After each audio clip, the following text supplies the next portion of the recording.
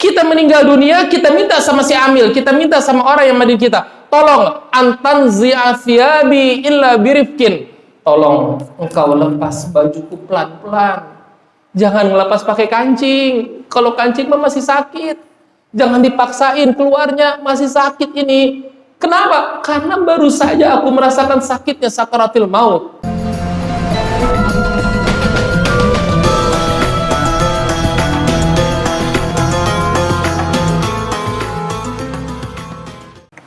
Bismillahirrahmanirrahim. Assalamualaikum warahmatullahi wabarakatuh. Alhamdulillahilladzi bi ni'matihi tatimmus shalihat wa bi fadlihi tatanazzalu khairat wa bi tawfiqihi tatahaqqaqul ghayat alladzi hadana li hadha wa ma kunna linahtadiya laula an hadana Allah. Asyhadu an la ilaha illallah wahdahu la syarika lah wa asyhadu anna sayyidina Muhammadan abduhu wa rasuluh. Allahumma salli wa sallim ala sayyidina wa habibina wa syafi'ina wa maulana Muhammadin wa ala alihi wa sahbihi ajma'in, amma ba'du. Barakallahu ta'ala fi kitabihil karim wa huwa asdaqul qailin. A'udzu billahi minasyaitonir rajim. Bismillahirrahmanirrahim. Wa idh ta'adzana rabbukum la in syakartum la azidannakum wa la in kafartum min 'adzabi lasyadid. Hadratul fadilatul muhtaramin, segenap para alimin ulama, para asatid, para hujaj, wabil khusus guru-guru kita, Ketua Umum Majelis Ta'lim Fathul Muridin Mukarram al-Muhtaram Al-Ustadz Ki Haji Abdul Bari MA, guru kita Mukarram Al-Ustadz Ki Haji Abdul Hakim Hadi, beserta para asatid, para hujaj yang mohon maaf tidak saya sebutkan satu persatu, pengurus Majelis Ta'lim Fathul Muridin Al-Mukarram Al-Ustadz Sulaiman Siddiq, Al-Ustadz Ramlan, serta para asatid yang lainnya yang mohon maaf tidak saya sebutkan, pengurus Masjid Nur Dakwah yang insyaallah kita semua yang hadir pada kesempatan pagi hari ini senantiasa selalu dalam lindungan Allah Subhanahu wa taala. Alhamdulillah, puji syukur kepada Allah Subhanahu wa taala yang mana pada kesempatan pagi hari ini Allah masih memberikan kita berbagai macam nikmatnya, nikmat iman, nikmat Islam, nikmat sehat walafiat, sehingga alhamdulillah kita dapat bermuajahah, kita dapat bertatap muka di masjid ini. Mudah-mudahan langkah kita, niat kita hadir dan duduk di tempat ini senantiasa mendapatkan pahala yang berlipat ganda dari Allah Subhanahu wa taala. Amin amin ya Allah ya rabbal alamin. Salawat dan salam tercurahkan ke hariban Nabi besar Muhammad sallallahu alaihi wasallam beserta para keluarga, sahabat dan pengikutnya hingga akhir zaman kelak.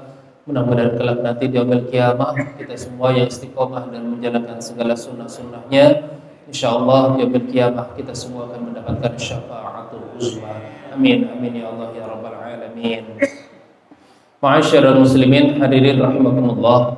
Alhamdulillah, setelah sekian lama saya tidak mengisi di Fathul Muridin, kayaknya hampir setahun setengah saya tidak ngisi di Fathul Muridin, karena giliran jadwal saya ada aja. Iya, ini hampir setahun setengah kurang lebih nih kagak ketemu lagi di Fathul Muridin. Alhamdulillah, sekarang kayak mimpi lagi ngisi di Fathul Muridin. Giliran jadwal saya Corona, dibuka jadwal saya PSBB, dibuka lagi jadwal saya PPKM, agak kelar-kelar jadwal saya habis. Alhamdulillah pada kesempatan pagi hari ini kita tetap masih bisa bermuajahah. Mudah-mudahan bertemunya kita di tempat ini senantiasa mendatangkan rahmat dan maghfirah dari Allah Subhanahu wa taala. Amin amin ya Allah ya rabbal alamin. Ma'asyiral muslimin hadirin rahimakumullah. Insyaallah pada pagi hari ini kita kembali akan membuka kitab kita. Saya juga udah agak sedikit lupa ini sampai di mana di sini. Kalau salah masih halaman 10 nih. Yang megang kitab silakan kita buka halaman 11. Dari halaman 11 saja deh. Halaman 11 kita buka bab awal, al-babul hadil asyar, yang ditebelin itu Pak, yang di matanya, yang di dalam kotak. Halaman 11 di kitab Daqaiqul Akhbar. Bismillahirrahmanirrahim. Al-babil hadil ashar fi dzikri nida'il khuruj ba'dal khuruj. Wa fil khabari ruwiya an Aisyah radhiyallahu anha qalat kuntu qa'idatan mutarabbi'atan fil bait id dakhala Rasulullah sallallahu alaihi wasallam fasallama alayya fa aradtu an aquma lahu kama kanat 'adati inda dukhulihi faqala alaihi salam uqudi makanaki makana laki an taqumi ya ummal mu'minin ila akhiril maqalah. Bismillahirrahmanirrahim. Masih bab mengenai dzikril maut, mengenai kematian. Karena Rasulullah Shallallahu Alaihi Wasallam selalu menasihati kita. Kata Rasulullah, aktsiru min dzikri hadzal ladzat. Perbanyaklah olehmu mengingat-ingat sang pemutus kenikmatan, yang memutus kenikmatan hidup kita di dunia adalah kematian. Senikmat apapun kita hidup di dunia, setinggi apapun jabatan kita, setinggi apapun profesi kita, sebanyak apapun harta kita, kelak nanti kenikmatan yang akan kita dapat, yang telah kita dapat ketika kita hidup di dunia, selesai juga tuh Pak.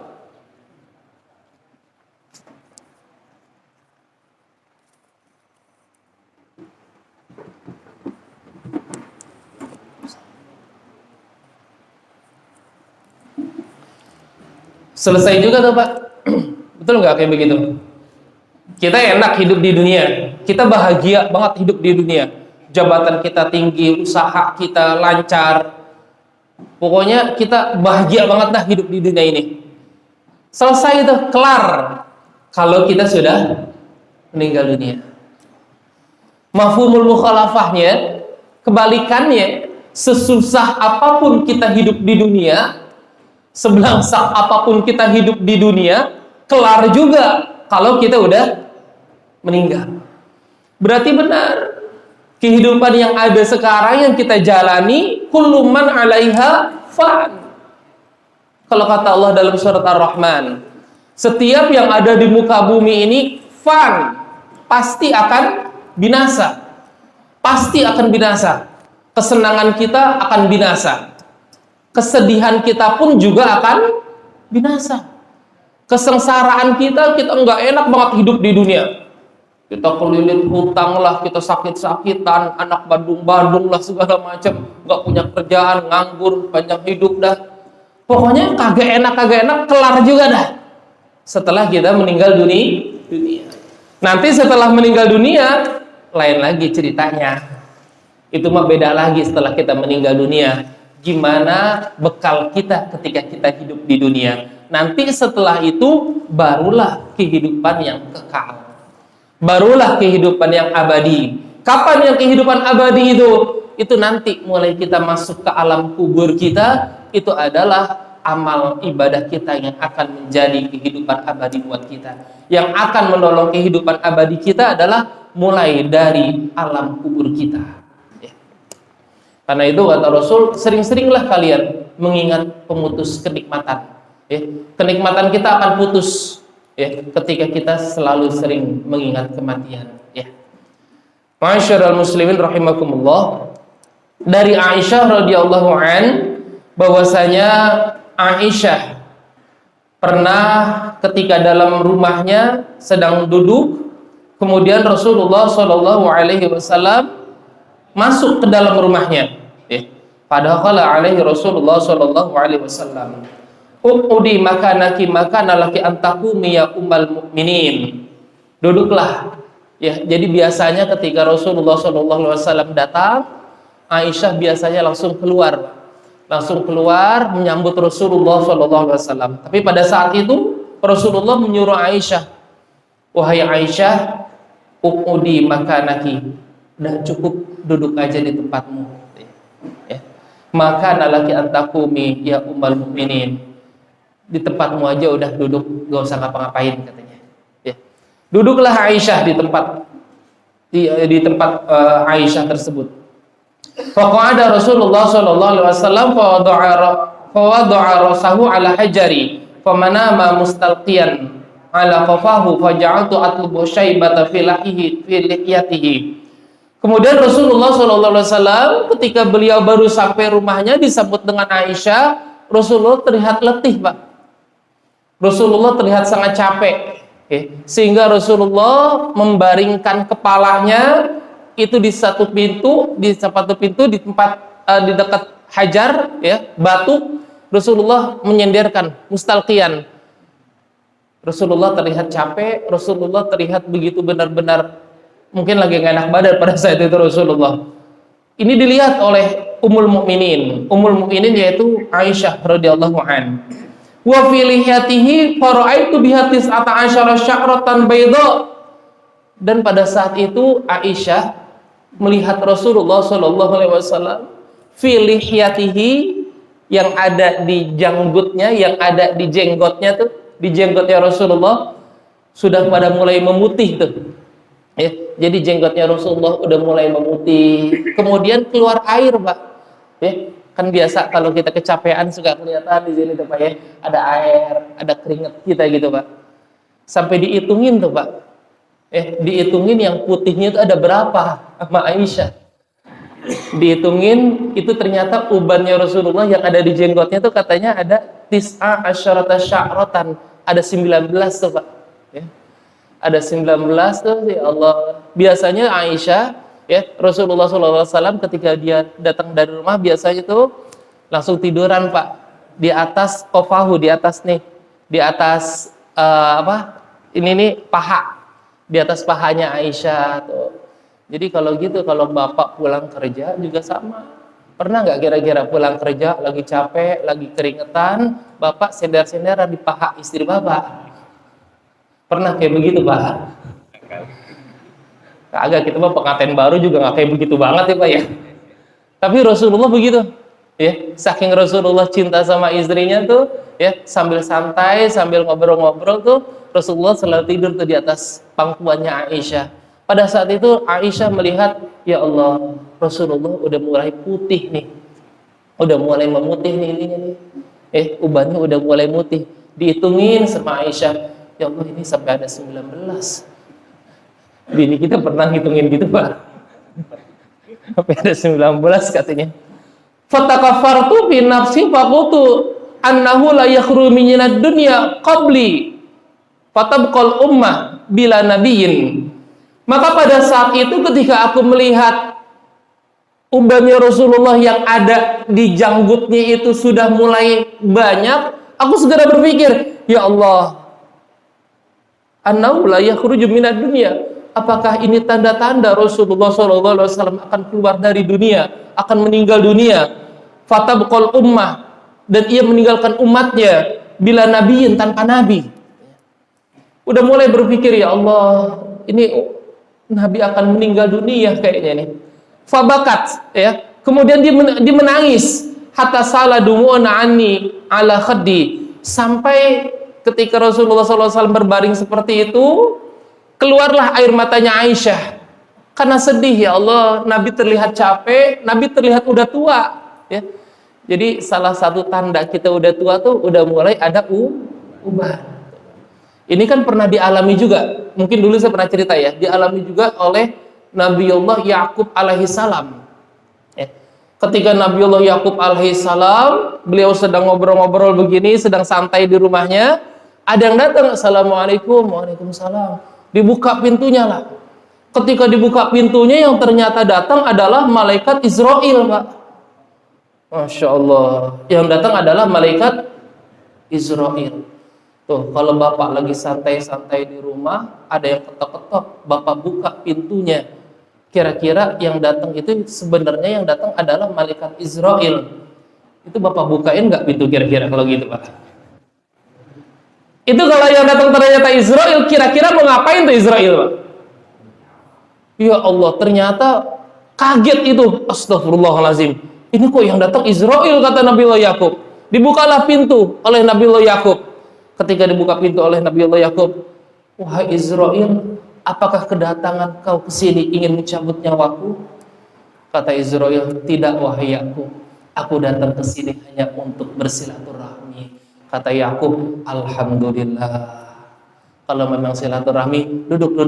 Wah, itu disediain tuh Pak. Wah, segala macam dah. Ada lontong sayur, ada gorengan, ada makanan uduk apa aja. Disogok itu Israel tuh Pak sama dia Pak.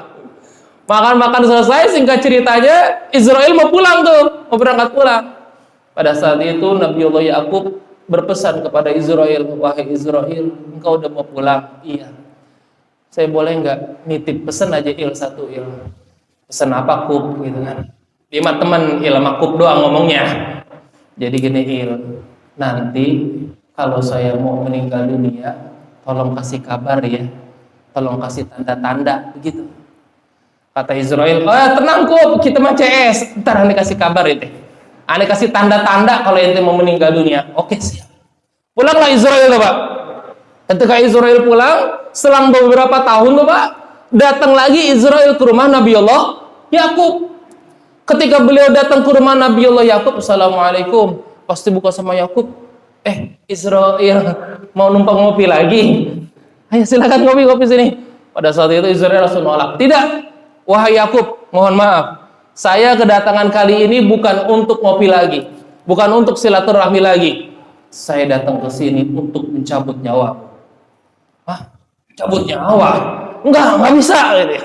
Kan kita punya perjanjian dulu. Kan saya pernah punya permintaan. Kalau saya mau meninggal dunia, tolong kasih tanda-tanda kan begitu kan? Ini nggak ada tanda-tanda apa-apa, nggak ada ciri-ciri apa-apa. Kenapa engkau datang mau memanggilku, mau mencabut nyawaku? Enggak, aku kagak mau katanya. Pada saat itu Israel marah juga kepada Yakub. Wahai Yakub, sesungguhnya aku telah memberikan tanda-tanda itu kepadamu. Apa tanda-tandanya? Hei Yakub, ingatkah engkau dulu waktu aku datang ke sini, aku masih melihat rambutmu masih terlihat hitam, jenggotmu tuh masih kelihatan hitam katanya. Sekarang aku datang ke sini, rambutmu sudah mulai memutih, jenggotmu pun sudah mulai memutih. Itu adalah tanda-tanda kematian yang pertama. Jadi kalau rambut kita udah mulai memutih, udah ada ubannya, itu tanda-tanda kematian yang pertama. Ada Pak yang udah mulai putih rambutnya Pak? Apa semuanya udah pada mulai putih Pak? Kira-kira lebih dari Rasul nggak? Rasulullah 19 nih yang putih. Bapak kira-kira berapa Pak? Semuanya kayaknya. Ya Allah, itu tanda-tanda yang pertama tuh. Jadi kalau Bapak sekarang udah mulai putih, habis taklim nih pagi ini, Bapak ke salon pikok dayak putih. Kagak itu. Yang kedua, kata Israel, wahai Yakub, dulu waktu aku datang ke sini, aku masih melihat dudukmu masih gagah, dudukmu masih kuat, kakimu masih kuat. Sekarang aku lihat ke sini, dudukmu udah mulai dikit-dikit megangin kakimu loh. Dudukmu udah mulai nyender mulu. Itu adalah tanda-tanda yang kedua. Ada di sini yang kakinya udah mulai kesemutan mulu, Pak. Ada kakinya yang udah mulai sakit-sakitan di sini, yang udah dikit-dikit maunya nyender mulu kalau di masjid. Baik-baik, itu tanda-tanda yang nomor 2. Yang ketiga kata Israel, wahai Yakub, dulu waktu aku datang ke sini, aku masih melihat nih, kulitmu nih, mukamu masih kuat, mukamu masih kenceng, kulitmu masih kenceng. Sekarang aku datang ke sini, kulitmu udah pada mulai peot semua. Itu adalah tanda-tanda yang ketiga. Ya Allah. Kira-kira Bapak ada di tanda-tanda nomor berapa? Semuanya ada. Ya Allah, itu jadi benar ternyata nih. Ini uban ini menandakan nih umur nih, nggak bisa dibohongin nih. Kan kata Rasul gitu, seluruh penyakit ada 2 obatnya, ada obatnya kecuali 2. Ya, apa itu? Yang pertama adalah tua, yang kedua adalah kematian, mati. Ya, jadi tua itu nggak bisa dibohongin, nggak bisa diobatin. Orang kalau udah tua mah tetap aja tua, berkurang. Betul nggak kayak gitu Pak? Yang dulunya kita gagah, yang dulunya kita kuat, sebenarnya kalau udah tua kelar juga gitu, nggak bisa dibohongin juga Pak. Ya, coba lihat waman nu'ammirhu nunakisu fil khalqi afala ya, gitu ya dalam surat Yasin ya, gitu kan. Dan ketika Allah ingin panjangkan umur kita, kita panjang umur, usia kita tambah panjang, usia kita tambah tua, nunakisu fil khalqi, Allah akan kembalikan kita kepada ciptaan semula kita, kepada anak-anak lagi Pak, dibalikin lagi kita kayak anak-anak. Betul kan kita kayak begitu? Semakin tua karakter kita, keinginan kita itu kembali lagi kepada anak-anak. Benar, kembali ke anak-anak. Mulai dari karakter kitanya, ya Allah, nggak bisa dijanjiin orang tua Bapak sama kayak anak kecil. Betul nggak kayak gitu? Bocah nggak bisa dijanjiin, orang tua pun sama, nggak bisa dijanjiin. Ya, kita menjanjiin gimana? Tuh almarhum ayah saya, ya ntar ke rumah Zaki ya jam 8 ya, tungguin aja di rumah, ntar dijemput. Kita bilangnya jam 8. Wah, orang tua mah dari jam 5 udah nelponin, lu udah jalan. Betul nggak kayak begitu? Itu kan bocah kayak begitu sama, nggak betahan. Bocah anak kecil sama, nggak betahan juga. Betul nggak kayak gitu Pak? Diajak sama mana nggak betahan pasti. Orang tua mana yang betah ditinggal di rumah anaknya? Emang Bapak betah tinggal di rumah anak Bapak? Nggak betah. Walaupun rumah anaknya lebih bagus, walaupun di rumah anaknya udah jadi raja, ada tuh dilayanin segala macam, tetap aja tinggalnya enakan di rumahnya sendiri. Padahal rumahnya udah pada bocor, padahal rumahnya di gang sempit. Betul nggak kayak begitu Pak? Suruh tinggal rumah anaknya nggak bakal mau. Orang tua mah itu kan bocah kayak begitu, anak kecil kayak begitu. Diajak nginep di mana, diajak nginep ke rumah keluarganya, rumah neneknya, rumah kakeknya, tengah malam nangis minta pulang. Ada nggak yang kayak begitu Pak? Emang kayak begitu. Balik lagi, ternyata kita kalau udah tua kembali lagi kepada anak-anak. Itu dari karakter kita, belum dari kebiasaan-kebiasaan kita. Anak kecil dulu makanya makan bubur, sama udah tua pun kita kembali makan gitu kan. Iya. Nah, itu Rasulullah kayak begitu. Fatakafartu fi nafsi faqatu annahu la yakhruju min dunya qabli. Maka pada saat itu Aisyah berpikir, ya Allah, ini Rasulullah SAW akan keluar dari dunia qabli, sebelumku nih. Fatabqal ummah bila nabiyyin. Maka pada saat itu akan menangis, akan meninggalkan umatnya bila nabiyyin. Fabakaitu hatta sala dumu'a aini. Pada saat itu sampai keluar seluruh air mataku, ya. Ala wajhihi fantabaha min naumihi. Pada saat itu pun Rasulullah SAW ngelihat air matanya Aisyah, Pak. Sampai ngelihat air matanya Aisyah, sampai kena ke wajahnya Rasulullah. Ya. Akhir pada saat itu Rasulullah berani bertanya kepada Aisyah, "Malladzi abkaka ya ummal mukminin?" Ya ummul mukminin, apa sih yang sebenarnya bikin kamu menangis? Yang bikin kamu sedih apaan? Kenapa emang? Faqasastu alaihi al-qissah, thumma qala alaihi salam, "Ayyu halin asyhadu 'alal mayyit?" Faqultu ya Rasulullah, faqala alaihi salam, "Bal quli anta." Faqultu la yakunu asyhadu halat 'alal mayyit min waqti khurujihi min darihi yazunu auladihi wa akhlaquhu. Pada saat itu ummul mukminin faqasasat alaihi al-qissah, bercerita dan dia bertanya kepada Rasulullah, "Ya Rasulullah, ayyu halin asyaddu 'alal mayyit?" Keadaan kayak gimana sih yang bikin mayit itu, yang bikin orang meninggal itu paling takut? Pada saat kapan orang meninggal itu begitu ditakutin? Fakultu ya Rasulullah, faqala alaihi salam, "Bal quli anta." Fakulti la yakunu asyadu ala halatil mayyit min waqti khurujihi min darihi. Pada saat itu Aisyah berkata sendiri kepada Rasulullah, "Ya Rasulullah, apakah yang paling menakutkan bagi seorang mayit itu ketika min waktu khurujihi min darihi, ketika dia dikeluarkan dari rumahnya, jenazah dikeluarkan dari rumahnya, kemudian yahzunu auladahu khalaquhu yaquluna, yang mereka meninggalkan anak-anaknya, mereka meninggalkan keluarganya, ya, wa amahu wa yaqulul walid ya ibnahu." Faqala alaihi salam, "Hadza syadidun fama asyaddu minhu."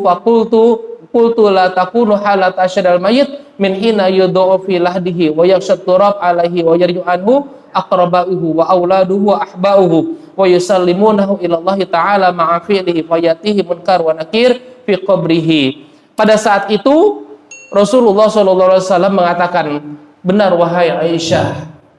Di samping itu, yang paling mengerikan buat mayit adalah ketika hina yudhu fi lahdihi, ketika si jenazah itu ditaruh di atas kuburnya, di dalam kuburnya, wa yughshat turab alaihi, kemudian pada saat itu yughshat turab itu tanah-tanah udah mulai dikuburin kita tuh Pak pada saat itu adalah hal yang begitu sakit, hal yang begitu mengerikan buat mayit.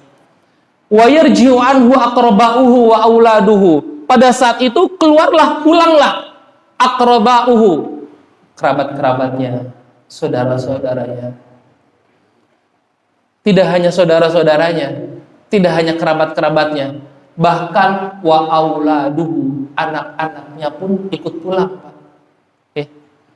Wa ahibba'uhu, dan orang-orang yang dicintainya, disayanginya, itu pada pulang semua.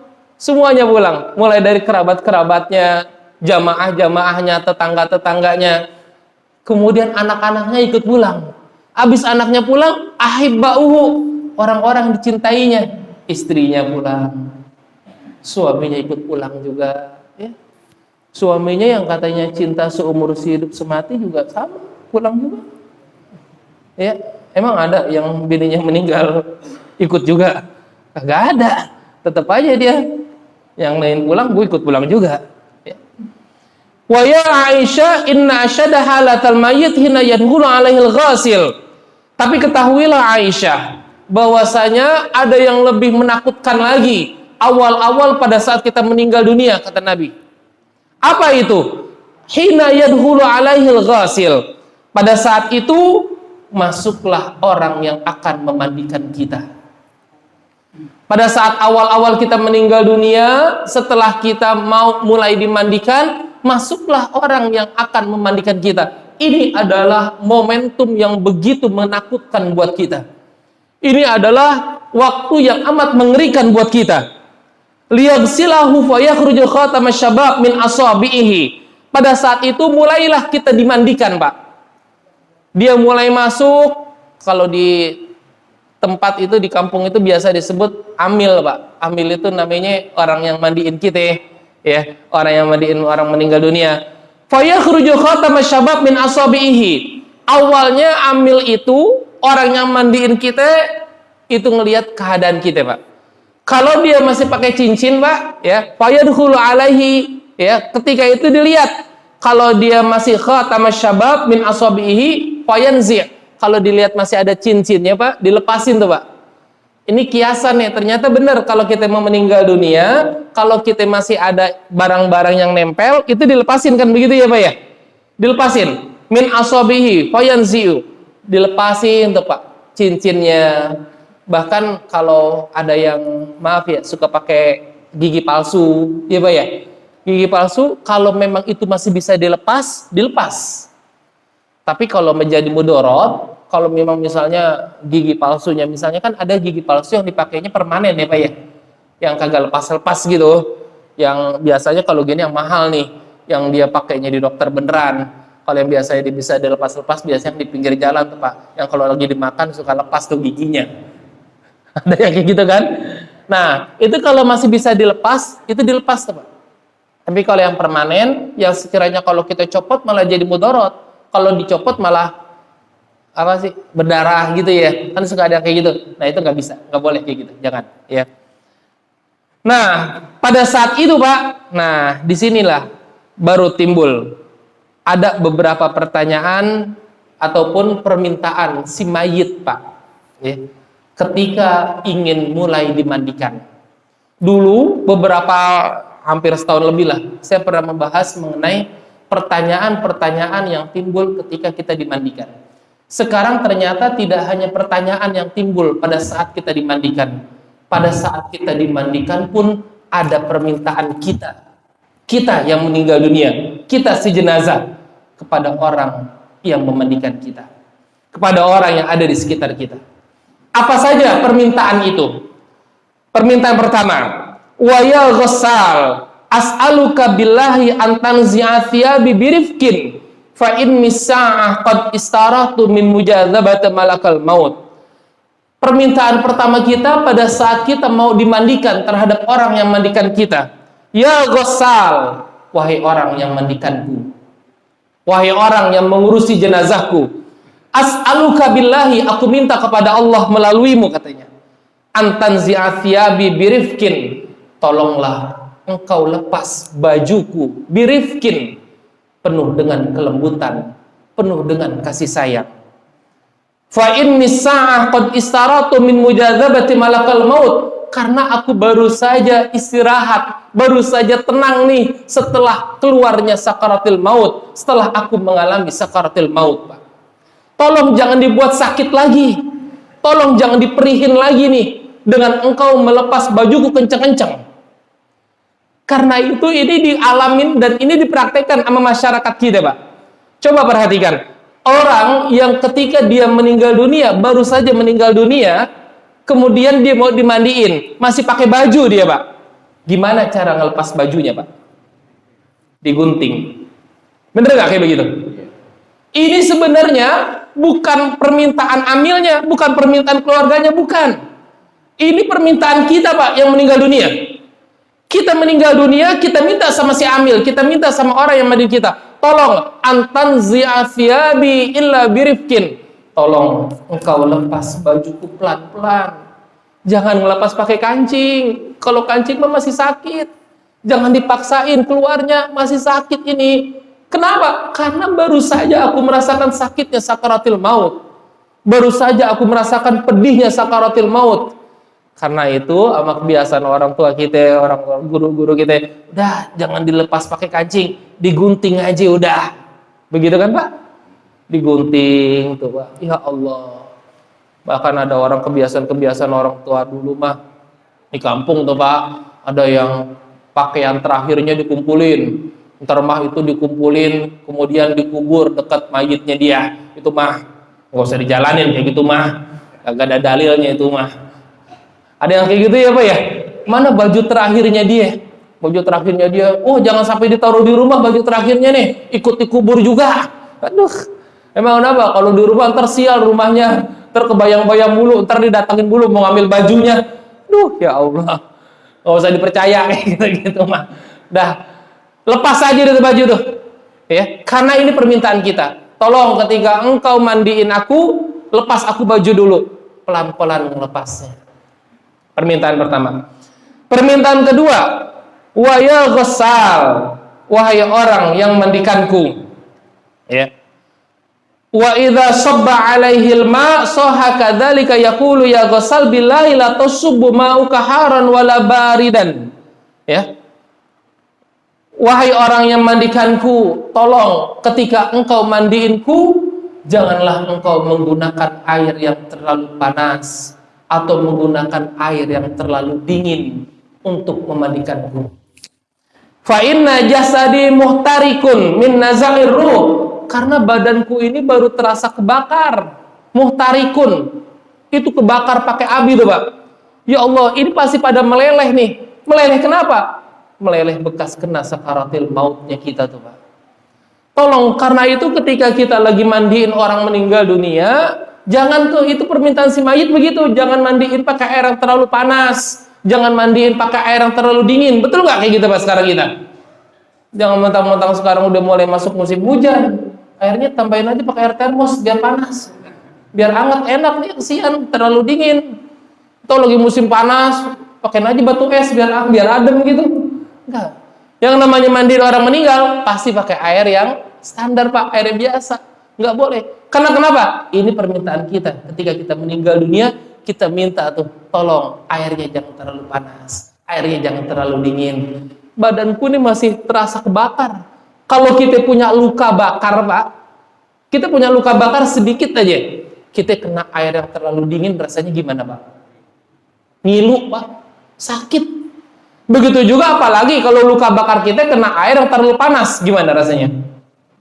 Tambah kebakar gitu. Pakainya siramnya pakai air biasa. Nih, ya. Permintaan kita kedua. Permintaan kita yang ketiga, wa idza ya Ghassal, yang ketiga.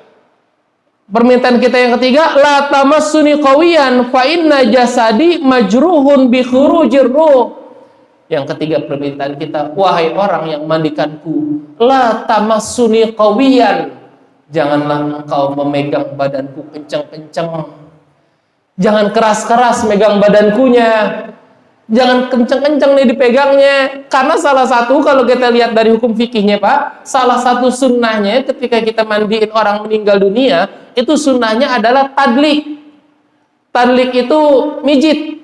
Bener gak yang pernah dampingin orang meninggal dunia? Ada kan bagian-bagian tertentu yang harus kita tekan, bagian-bagian tertentu yang harus kita tekan dikit, dipijit-pijit Pak, diurut-urut. Terutama bagian-bagian yang mengeluarkan kotoran, begitu kan? Pelan-pelan tuh Pak. Itu pada saat itu Pak, kita teriak tuh Pak.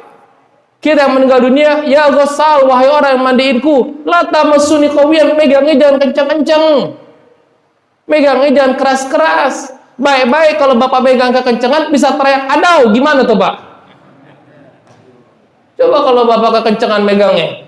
Wah, saking nafsunya, oh emang katanya diurut-urut nih biar keluar kotorannya nih. Kenceng banget ya. Aduh, kabur Bapak nggak jadi mandiin. Emang dia mah gak bakal protes, diem aja dia. Tapi kita ini kudu punya perasaan. Gak apa-apa udah mati ini gak bakal terasa dia mah. Ya Allah. Saya pernah Pak, ketika saya menerangin materi kayak begini, di sebelah saya ada Amil ya, ada Pak Haji. Dia memang udah puluhan tahun lah istilahnya pengalaman mandiin orang meninggal dunia. Setelah saya menjelaskan materi ini, beliau kebetulan pembawa acaranya, MC-nya Kilsa Sulaiman. Setelah itu beliau bilang, jamaah, ini yang dikatakan Ustadz Zaki benar sekali. Benar, itu memang harus kita pelan-pelan untuk mijitnya Pak. Tapi kalau terlalu pelan juga saat katanya, itu nggak keluar. Jadi ada bagian sedikit yang harus ditekan, biar kotorannya keluar. Dan pengalaman saya ketika saya menjadi orang mandiin orang meninggal itu, katanya, saya pernah punya pengalaman hampir 3 kali kalau kata beliau. Jadi ketika dipencet itu Pak, dipencet bagian-bagian yang keluar kotoran, itu kotorannya keluar semua Pak. Ketika kotoran keluar semua, maaf naudzubillah, itu nggak berhenti Pak kotorannya, keluar terus katanya. Saya biasa mandiin orang meninggal itu kurang lebih ya 20 menit sampai setengah jam lah katanya. Tapi pada saat itu saya mandiin orang meninggal itu, mendingan si jenazah itu sampai 1 jam Pak. 1 jam lebih hanya untuk membersihkan kotorannya. Dipencet keluar, pencet keluar, pencet keluar, begitu terus. Ya Allah, naudzubillah, naudzubillah. Setelah itu selesai juga tuh Pak, kelar, selesai. Setelah itu dimandikan, disolatkan, adalah keluarganya Pak yang nyamperin, ya, namanya Pak Haji Atta. Pak Haji Atta dia bilang, Pak Haji, mohon maaf kalau menemukan, keluarganya sadar Pak, sedikit kejanggalan kepada almarhum, karena memang naudzubillah, naudzubillah Pak, almarhum katanya sampai dia meninggal dunia masih menyimpan dendam, istilahnya masih berantem dengan ibunya sendiri. Naudzubillah, naudzubillah. Ya Allah, karena masih menyimpan perasaan dendam gitu Pak, berantem sama keluarganya, sama ibunya sendiri bahkan. Itu Pak, naudzubillah, diazab oleh Allah, udah ketahuan tuh Pak. Pada saat dimandiin itu kotorannya nggak keluar-keluar Pak, nggak selesai-selesai, keluar mulu, pencet keluar, pencet keluar, pencet keluar. Ya Allah, itu untungnya saja Pak, nggak ada sutradara Indosiar tuh Pak. Wah, kalau ada produser Indosiar, wah, masuk rahasia ilahi itu, masuk dalam film Indosiar. Ya Allah Rabbi, itu Pak. Ternyata benar kalau kita ngelihat Rasulullah pernah ngingetin kita, kullu dzambin yu'akhir 'adzabahu ila yaumil qiyamah illa aqul walidain. Setiap dosa yang kita lakukan di dunia ini, azabnya itu nanti akan kita dapat di akhirat. Kita nggak pernah sholat, kita nggak pernah ngaji, kita nggak pernah baca Quran, segala macam dosa yang kita lakuin dah, azabnya itu nanti dipending sampai akhirat. Di alam kubur kita udah dapat azabnya tuh Pak. Tapi ada satu dosa, ya, satu maksiat yang kita lakuin, satu dosa yang kita lakuin, azabnya nggak usah nungguin nanti di alam kubur, azabnya nggak usah nungguin nanti di Yaumul Qiyamah, nggak usah.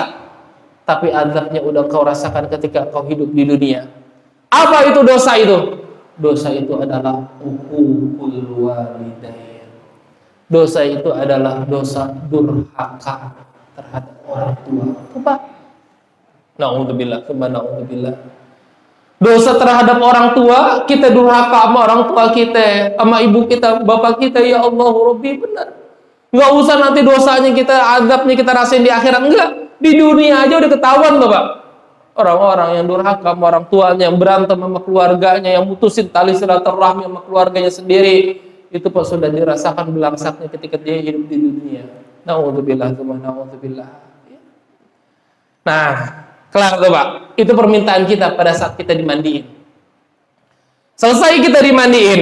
Fa idza faragha min ghaslihi. Pada saat itu selesai kita dimandiin. Wa wada'a fi kafnihi. Mulailah pada saat itu kewajiban kita selanjutnya sebagai mukmin terhadap orang yang meninggal dunia. Habis dimandiin, maka kita dikafanin. Ada permintaan kita pada saat kita dikafanin. Wa wada'a fi kafnihi wa shadda mawdi'i qadamaihi nadahu billahi ya ghassal la tashuddu kafni ra'si hatta ara wajha ahli wa auladi wa aqrabai fa inna hadza akhira ru'yati lahum. Wahai orang yang mandikanku, wahai orang yang membungkus jenazahku, aku minta kepadamu ya ghassal la tashuddu kafni ala ra'si hatta ara wajhi. Janganlah engkau membungkusku, janganlah engkau mengkafaniku ala wajhi, dimulai dari kepalaku. Ya. Jadi jangan kita ketika kita mengkafani, dan ini ternyata dalam prakteknya benar, ketika kita mengkafani seseorang, nggak ada yang dikafani itu mulai dari atas, Pak. Betul nggak? Nggak ada kafani itu mukanya duluan ditutup. Ada nggak yang kayak begitu? Nggak. Yang pertama kali tutup nih, arbut bawah kita, rijli, bawah kita, paha kita, sampai kepada perut kita. Betul di sini? Sampai kepada ke sini nih.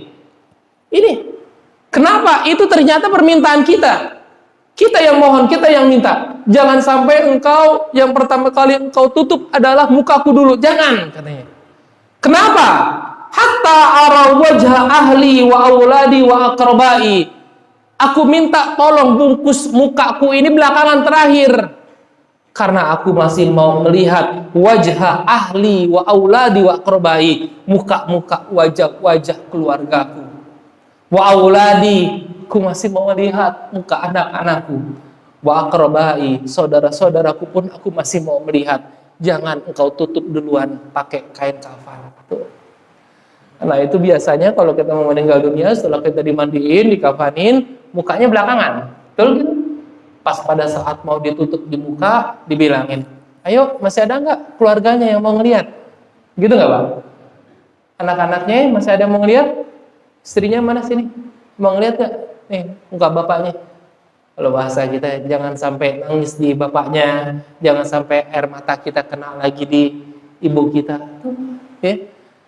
Terakhir nih, padahal ini permintaan kita. Kita yang meninggal dunia, hatta ara wajha ahli, aku masih mau ngelihat muka bapakku, masih mau ngelihat muka anak-anakku, saudara-saudaraku. Kita minta kayak begitu tuh.